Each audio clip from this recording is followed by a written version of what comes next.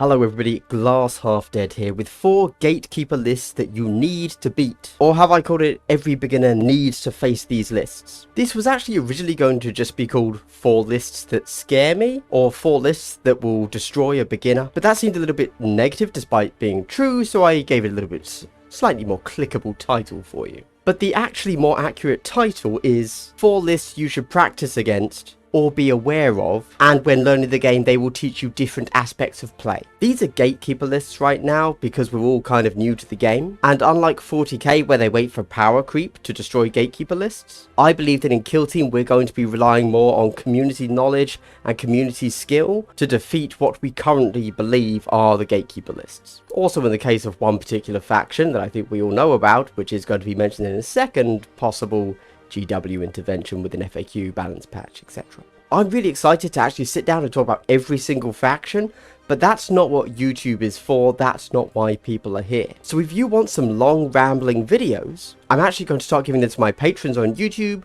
or if you want to watch me on Twitch, I'm allowing everyone to watch them live there. It's basically just a podcast for Kill Team, me getting my own impressions out there, giving myself a space to talk that isn't quite so tightly defined as these YouTube videos. The patron only thing is purely so I don't clutter my own channel. There's also other benefits for my patrons, early scripts, early videos, the occasional weird tournament write-up, and data card templates in my particular Glass Half Dead theme. I'm also about to start doing battle reports, and the first one is going to be patron only. There's also going to be a slight channel rebrand and new merch which patrons are going to get access to before anybody else. Before we jump into the 4 factions, if you are a subscriber to my channel, I'd like to give you a big circle hello.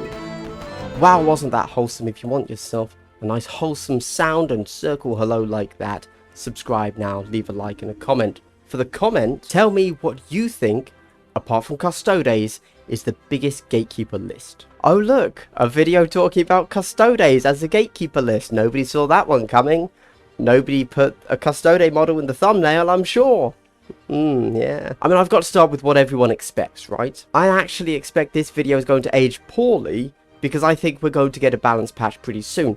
But I still think they're going to be a strong team because of the way that the team plays. They're going to be great for beginners to play, but also great for beginners to play against. They are fast, durable, and have massive kill potential. If you meet a Custodes player in round 5 of a tournament, be scared because you know they are still mentally fresh. 4 models means a low cognitive load. 2-up save and a 2-up weapon skill, ballistic skill means that they can't be punished like a weaker team for their mistakes. Learn to play them, but also learn to beat them, because they do have a unique playstyle. Tyranids. Now, I haven't really spoken that much about Tyranids, but I do believe that they are, once I eventually do some sort of tier list, one of the best factions out there right now. An entire team of models that you cannot shoot until you learn how to flank in this game. Gene Stealers are a list that are going to keep tournament organizers in line, because if you mess up your terrain, you either completely overpower this fire team, or you completely underpower this fire team. Are they going to be completely worthless or completely dominant OP broken? Playing against these guys is going to teach you to flank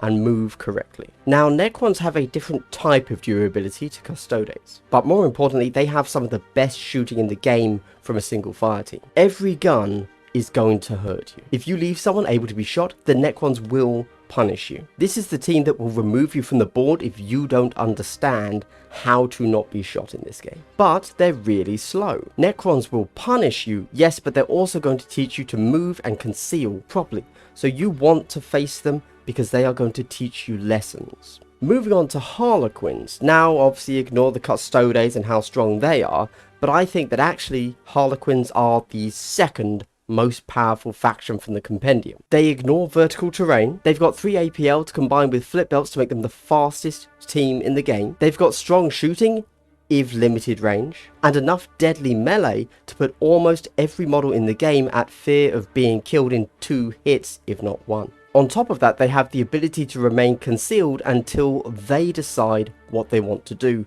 and then, next turn, still be concealed. I actually think that Harlequins are going to be the top tier faction for a while, so you're going to want to learn how to deal with these guys, especially how to deal with a team that can move regardless of terrain. In your beginner games, if you have a plan for Custodes, Necrons, Tyranids and Harlequins, you have a plan for pretty much everything in the game.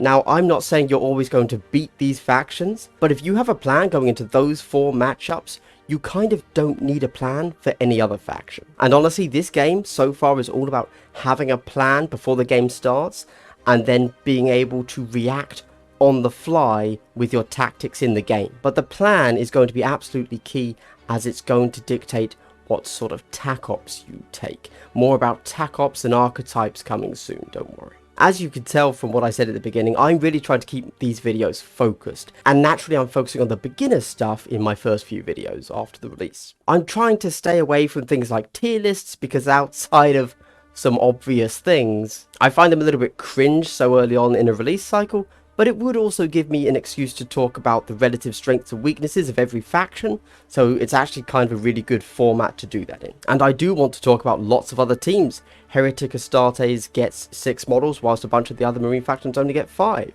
Genestealer cults, I think they're really strong. Thousand Suns, good or bad. Craft Worlds, kinda terrible? Yeah, maybe. All of that stuff, lots of thoughts, but I don't have a reason to go in depth into these random factions just yet. I'm still working from the top down, trying to give some top level knowledge before getting stuck in on chapter focuses, deep dives, etc. Also, frankly, I need to play more games before I start pretending I know what I'm doing. But hey, the videos are coming eventually. And in fact, if you want the non-condensed versions of those, check out my Patreon. You can access the Vantage Point podcast. I talk to a lot of people that are better at the game than me and give their thoughts on it. Anyway, if you made it to the end of the video, I'd like to give you a big square hello. That's a little bit of wholesomeness, so thank you for watching to the end of the video. It really helps a small channel like mine. Thank you very much. I hope you've had a good day and continue to have a good day. Goodbye.